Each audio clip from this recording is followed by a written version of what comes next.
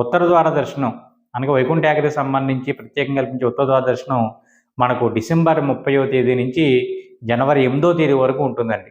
అన్ని రోజులు కూడా ఉత్తర ద్వార దర్శనం అనేది ఇస్తారు. 300 రూపాయల టికెట్ వాళ్ళకి, ఫ్రీ అయిన వాళ్ళకి, ఏ టికెట్ లేకుండా వెళ్ళిన వాళ్ళకి అందరికీ కూడా ఉత్తర ద్వార దర్శనం ఇస్తారండి ప్రత్యేకించి. ఎందుకంటే చాలామంది డౌట్ పడేది ఏంటంటే టికెట్ ఉన్న వాళ్ళకి ఒకలాగా, టికెట్ లేని వాళ్ళకి ఒకలాగా దర్శనం అవుతాయేమో కంగారు పడుతున్నారు. అలా ఏమీ లేదండి. అందరికీ కూడా ఉత్తర ద్వార దర్శనం అనేది డిసెంబర్ 30 నుంచి జనవరి 8వ తేదీ వరకు జరుగుతుంది.